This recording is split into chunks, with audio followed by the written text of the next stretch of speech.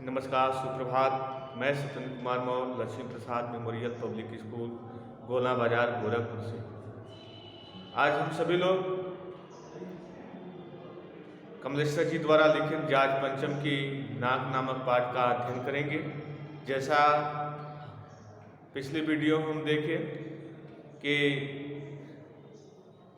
जाट पंचम की जो लाट है अर्थात मूर्ति है, उस पर से किसी भारतीय के द्वारा उनकी नाक हटा दी जाती है अर्थात तोड़ दी जाती है। जब उनकी नाक टूट जाती है तो ऐसी स्थिति में उनकी पत्नी रानी एलिजाबेथ द्वितीय का भारतीय दौरा होता है।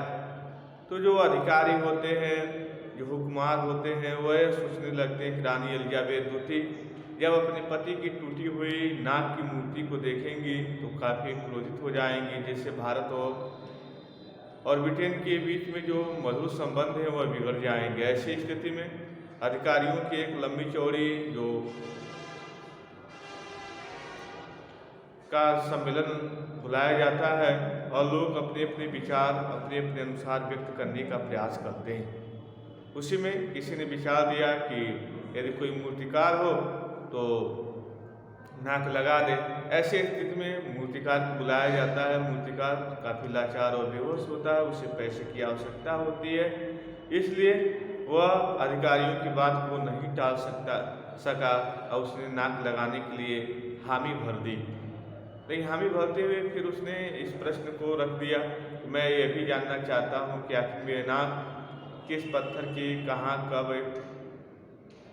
बनी है, इत्यादि बातों का जब प्रश्न पूछता है तो ऐसी स्थिति में अधिकारियों ने नज़रों के माध्यम से एक दूसरे से कहना शुरू किए और अंत में बात एक क्लर्क तक आग सीमित हो गई और उसी को एक जिम्मा दे दिया गया कि आप ही बताइए ये मूर्ति कब बनी, कहाँ बनी, कैसे बनी। क्लर्क पुरातत्व विभाग की सभी फाइलों की छानबीन करने के बाद इस बिंदु पर पहुंचता है और कमेटी के सामने अपनी बात रखता है कि फाइलें सब कुछ हजम कर गई हैं, अर्थात इस मूर्ति के बनने की कि किसी प्रकार की कोई सूचना नहीं है। और ऐसे स्थिति में काफ़ी लोगों के चेहरे पर काफ़ी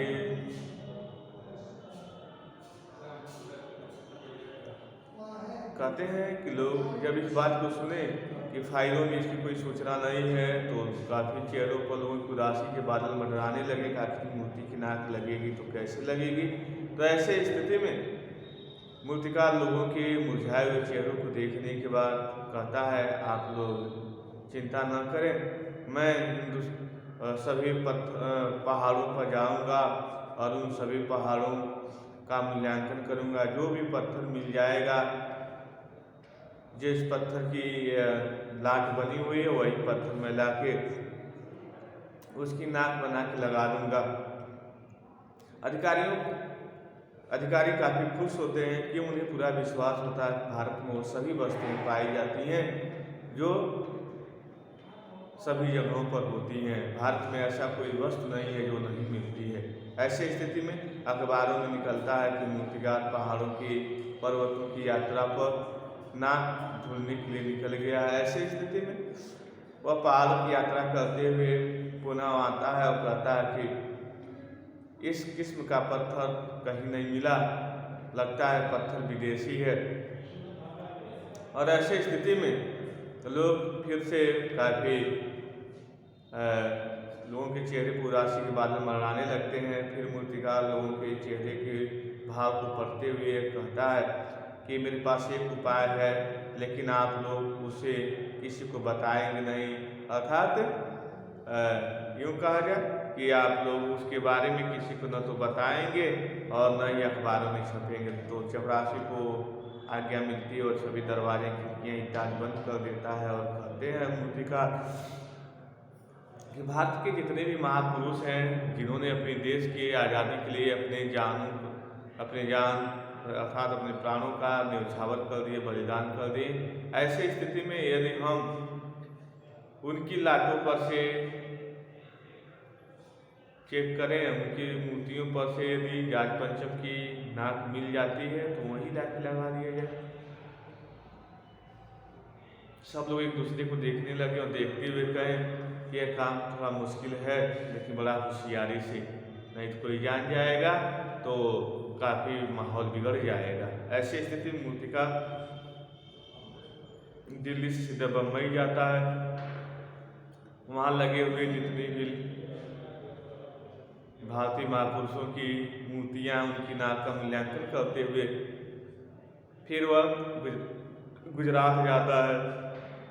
गुजरात से कलकत्ता जाता है, कलकत्ता से वह मद्रास जाता है और इस तरह से वह पुनः आके भारतीय शहरों का वह कलकत्ता से पंजाब मद्रास जाता है, मद्रास से वह पंजाब जाता है और फिर वहाँ से आता है और कहता है कि जाट पंचम की नाक हमारे देश में लगी हुई मूर्तियों की नाक से छोटी है।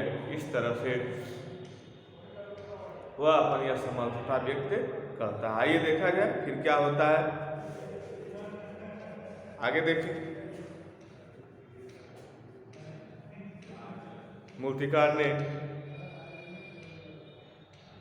यह सुनकर सब हताश हो गए, झुंझलाने लगे। मूर्तिकार ने ढाढ़स बढ़ाते हुए आगे कहा, ढाढ़न का आश्वासन देते हुए आगे कहा, सुना है कि बिहार सेक्रेटेरिएट के सामने सन 42 के शहीद होने वाले बच्चों की मूर्तियां स्थापित हैं। फिर वो कहा सन 1942 में जो बिहार के में शहीद कुछ बच्चे हो गए थे, उनकी मूर्तियां स्थापित हैं।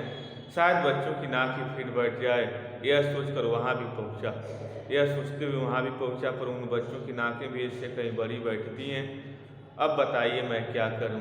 कहा कि उन बच्चों की नाक भी जाट पंचम की नाक से बड़ी है, अब बताइए मैं क्या करूं? राजधानी में सब तैयारियां थी।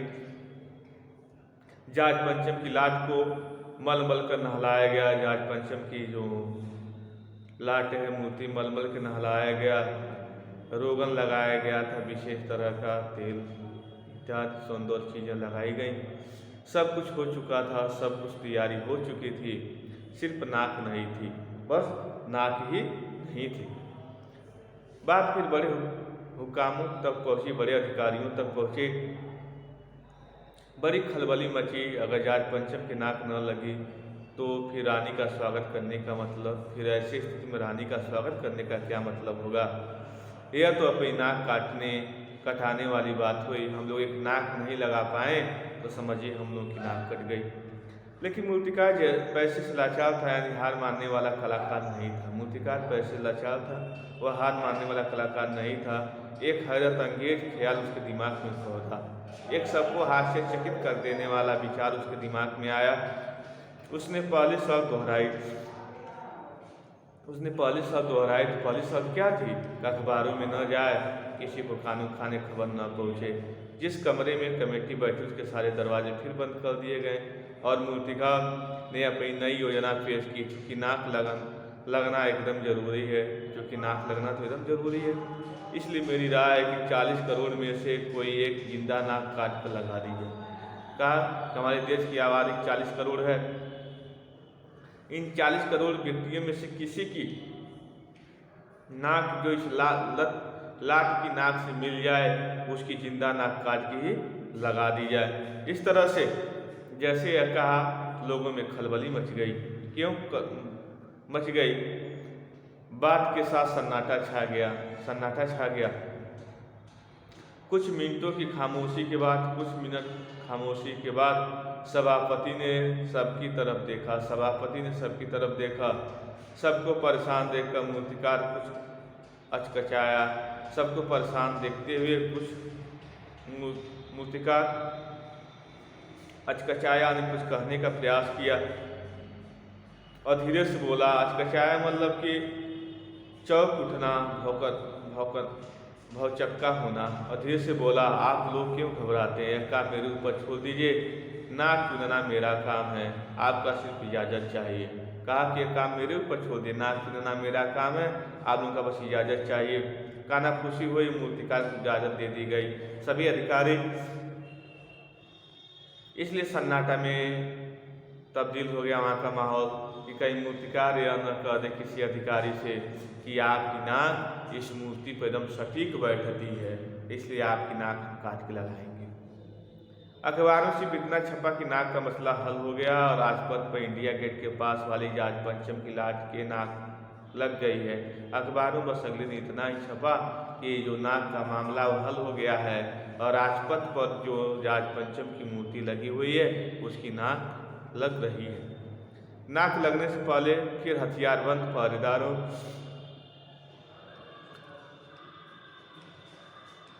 कहते हैं कि नाक लगने से पहले फिर हथियारबंद पहरेदारों की तैनाती हुई।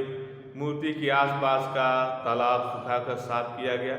मूर्ति के आसपास का जो तालाब था उसे सुखा दिया गया और साफ किया गया। उसकी रवाब निकाली गई, उसमें जो वनस्पतियाँ थीं वह सब निकाल दी गई और ताज़ा पानी डाला गया और उसमें ताज़ा पानी भर दिया गया ताकि जो जिंदा नाक लगाई जाने वाली थी वह सूखने न पाए, जो जिंदा नाक लगाने वाली थी वह सूखने न पाए। इस बात की खबर जनता को नहीं थी, इस बात की खबर जनता को नहीं थी। वह सब तैयारियां धीरे धीरे चल रही थी, वह सभी तैयारियां धीरे धीरे चल रही थी। रानी के आने का दिन नज़दीक आता जा रहा था। रानी के आने का भी दिन नज़दीक आता जा रहा था। मूर्तिकार खुद अपने बताए हल से परेशान था। मूर्तिकार ने जो हल बता दिए थे जिंदा नाक लगाने के लिए वह अपने उपाय में काफ़ी परेशान था। जिंदा नाक लाने के लिए उसने कमेटी वालों से कुछ और मदद मांगी, कुछ और कम मदद मांगी, वह उसे दे दी गई और उसे और पैसे दे दिए गए। लेकिन इस हिदायत चेतावनी के साथ एक खास दिन कि जिस दिन वो आने वाली है उस दिन तक नाक लग जानी चाहिए। और वह दिन आया, वह दिन भी आ गया। जाज पंचम की नाक लग गई। जाज पंचम की मूर्ति को नाक लग गई। अब अखबारों ने खबरें छपी, अब अखबारों ने खबरें छापी कि जाज पंचम के जिंदा नाक लगाई गई, यानी ऐसी नाक जो कतई पत्थर की नहीं लगती, ऐसी नाक जो कतई पत्थर की नहीं लगती। लेकिन उस दिन के अखबारों में एक बात गौर करने की थी, उस दिन देश में कहीं भी किसी उद्घाटन की खबर नहीं थी। किसी ने कोई फीता नहीं काटा था, कोई सार्वजनिक सभा नहीं हुई थी, कहीं भी किसी का भी नंदन नहीं हुआ था, कोई मानपत्र भेंट करने की नौबत नहीं आई थी और किसी को मानपत्र पदक इत्यादि देने की नौबत नहीं आई थी। किसी हवाई अड्डे पर स्टेशन पर स्वागत समारोह नहीं हुआ था, किसी हवाई अड्डे पर या स्टेशन पर कहीं स्वागत समारोह नहीं हुआ था। किसी का ताज़ा चित्र नहीं छपा था, किसी का ताज़ा चित्र भी अखबारों में नहीं छपा था। सब अखबार खाली थे। पता नहीं ऐसा क्यों हुआ, पता नहीं ऐसा क्यों हुआ था। नाक तो सिर्फ एक चाहिए थी, वह भी भूत के लिए, वह भी उस मूर्ति के लिए। और फिर अब देखिए जाज पंचम की मूर्ति पर मूर्तिकार ने जिंदा नाक तो लगा दी, लेकिन भारतीय जो अखबार है वह भारतीय अखबार काफ़ी खामोश है।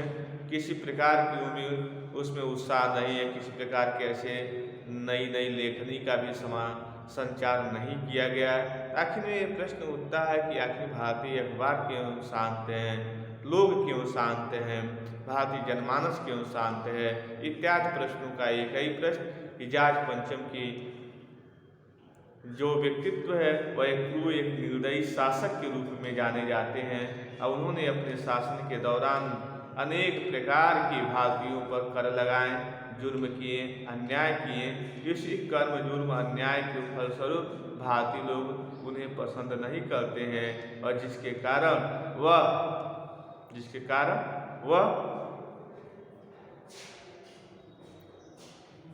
अखबारों की सुर्खियों में उनके आने की उनके नाक की किसी प्रकार की उद्घाटन की किसी प्रकार की खबर हमें दिखाई नहीं देती है।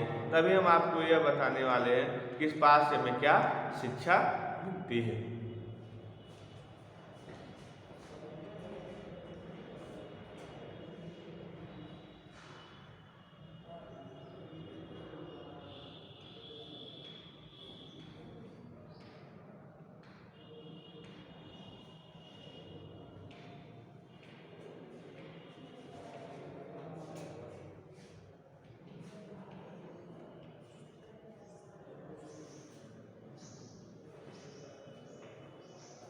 देखिए, इस बात से हमें क्या शिक्षा मिलती है, इस बिंदु पर यदि हम विचार करें तो जाट पंचम की नाक के माध्यम से कमलेश्वर यह बताने का प्रयास करते हैं कि जिस प्रकार से मूर्ति का सभी भारतीय लाटों महापुरुषों की नाकों का मूल्यांकन करने के बाद भी कमेटी के सामने यह विचार रखता है कि किसी भी भारतीय की जो नाक है वह जाट पंचम की नाक से बड़ी है, इसलिए इस पर बैठ नहीं सकती है।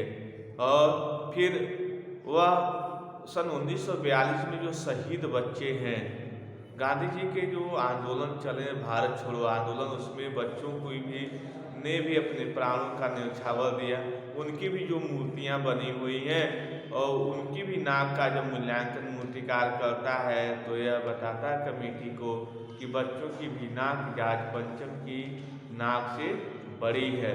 तो यहाँ नाक का शब्द का अर्थ हुआ सम्मान, अर्थात जाट पंचम के सम्मान में की अपेक्षा जो भारतीय नेताओं की, भारतीय महापुरुषों, भारतीय क्रांतिकारियों की जो सम्मान है वह बड़ा है और उसकी अपेक्षा जाट पंचम का जो सम्मान है छोटा है। यहाँ तक भारतीय जो बच्चे हैं जो देश को आज़ाद कराने में अपने प्राणों का न्यौछावर कर दिए, उनका भी सम्मान जाट पंचम के सम्मान से कहीं ज़्यादा है। इसीलिए जाट पंचम की लाट की जो नाक है वह किसी भारतीय बच्चे के से भी नहीं मिलती है। ऐसे स्थिति में इस बात के माध्यम से मूर्तिकार हमें यह भी बताने का प्रयत्न करते हैं कि किस प्रकार से मूर्तिकार यह समाज में संदेश देने का प्रयास करता है कि मूर्तिकार भी यह देखता है, जब मूर्तिकार यह कहता है जिंदा नाक लगा दी जाए, तो जो सचिवालय में बैठे हुए लोग हैं वो उनके अंदर एक सन्नाटा सा छा जाता है कि मूर्तिकार कहीं हमारी नाक का चयन न कर ले। अर्थात वह भारतीय होते हुए भी उनके हृदय में जो भारतीयता का जो अपनत्व देखना चाहिए या मिलना चाहिए वह उन्हें दिखाई नहीं देता है, बल्कि वह भारतीय होते हुए भी उनकी जो मानसिकता है, जो दिल व दिमाग है, उसमें अंग्रेजों के प्रति सम्मान भरा हुआ है। उस सम्मान के प्रति वह कटाक्ष करते हुए या व्यक्त करने का प्रयास करते हैं।